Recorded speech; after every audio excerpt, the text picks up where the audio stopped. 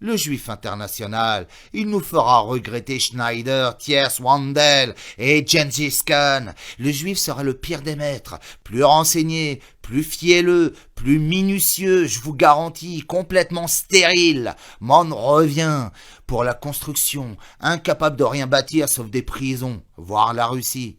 Où il n'a pas son pareil, c'est pour éberluer l'arien, lui faire avaler les grenouilles, le faire bondir, comme il veut, de galère en abattoir, aucune résistance sérieuse. L'occidental primate buté, ivrogne, jobard et cocu. C'est un esclave né pour juif, tout cuit, ahuri, dès l'école primaire par des phrases, et puis par l'alcool.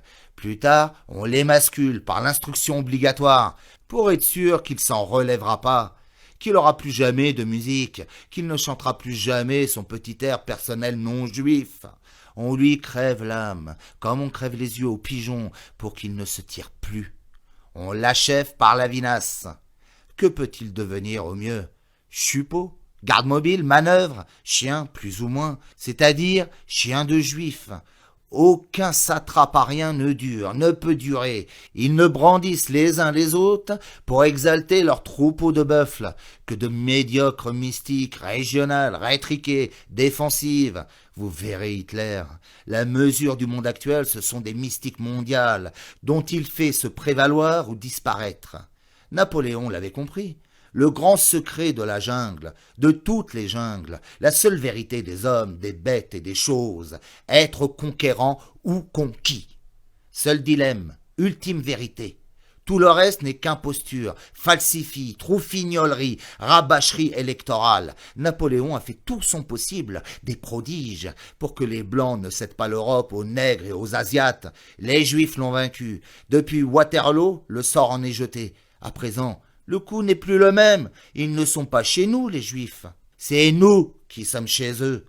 Depuis l'avènement de la banque Rothschild, les Juifs ont repris partout la forte idée. Ils pissent aussi, eux, sur les mots. Être partout, vendre tout, détenir tout, détruire tout. Et l'homme blanc d'abord.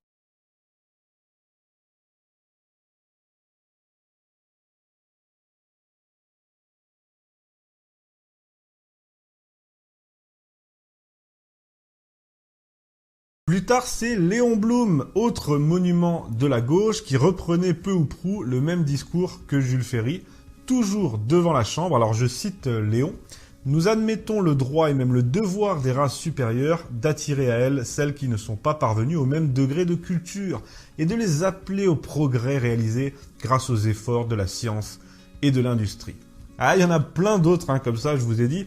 Léon Blum, ce grand républicain, ce grand philosophe imprégné des idées du XVIIIe, ce grand démocrate, cet esprit incontesté, ce parangon des vertus démocratiques, disait à l'Assemblée, devant les députés, « Il est du devoir des races supérieures d'amener aux lumières de la révélation les peuples qui n'ont pas eu le bonheur de la connaître. »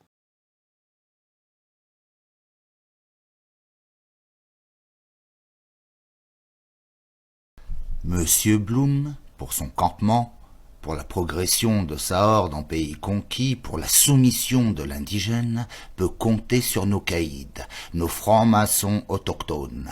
Ils lui sont entièrement dévoués, intrigants, cupides et fats. Monsieur Blum détient en ses mains juives tous les moyens d'existence, leur décoration, toutes leurs raisons d'être. Ils encadrent, matent, dressent le natif au mieux des intérêts du maître, du conquérant juif. Rien à dire. C'est ainsi que les choses se passent en Afrique. Seulement de ce côté, en France, c'est nous les bicots. Même arrogance, même injustice, même droit du seigneur juif. L'occupation Blum, en fin de compte, plus hypocrite, plus larvaire et plus dégradante, certainement, que l'aurait été pour nous l'occupation Falkenhayn. La force détruit moins, dégrade, pourrit moins sur son passage que l'intrigue et la ruse. La colonisation par l'intérieur est la plus infamante, la plus ignoble des colonisations. La colonisation par les négrites juifs représente le comble de toutes les abjections morales et physiques. Falkenhayn, autre avantage, ne demandez pas aux Belges d'aller se battre pour les Allemands font leur guerre eux-mêmes. Je dis, se poser la question pour savoir si les pamphlets sont des œuvres littéraires, c'est à la fois ne pas les avoir lus, et à la fois ne pas savoir ce qu'est une œuvre littéraire. Et encore, œuvre littéraire, c'est bien gentil. Évidemment, alors on peut dire, oui, il est plus ou moins en forme selon les livres. D'accord, ça je veux bien le concéder, mais enfin, Bagatelle est un chef-d'œuvre. Bagatelle pour un massacre est un chef-d'œuvre. Et le jour où il ressortira, tout le monde s'en apercevra. Rien que sur le plan littéraire, alors parlons même pas du reste. Bagatelle pour un massacre, alors qu'est-ce qu'on peut dire là-dessus ? Alors Bagatelle pour un massacre aussi, alors là, il joue de malchance, puisque le mot massacre, il pouvait pas le savoir, mais allait répondre à tout ce qui s'est passé, et donc après-guerre, ça prend une proportion terrible. Le mot massacre est exactement ce qui s'est passé pour l'extermination des Juifs pendant la guerre. Donc évidemment, ça la fout mal a posteriori. Mais lui, ce qu'il pensait faire, donc ce sont des bagatelles pour un massacre à éviter. Évidemment, et c'est le massacre de ce qu'il appelle des Ariens, c'est-à-dire c'est les types qui est le bon français, le franchouillard. Encore une fois, il est très ambigu dans cette relation au franchouillard et au petit peuple. À la fois, il les défend, mais il les méprise aussi, et qu'il a chair à canon, qui vont aller encore dans une guerre à la con, se faire détruire pour rien. Voilà, donc c'est ça. Et lui, il dit que finalement, ce massacre va être absolument effectué pour finalement des bagatelles. Et ce sont en même temps ces bagatelles-là que lui écrit.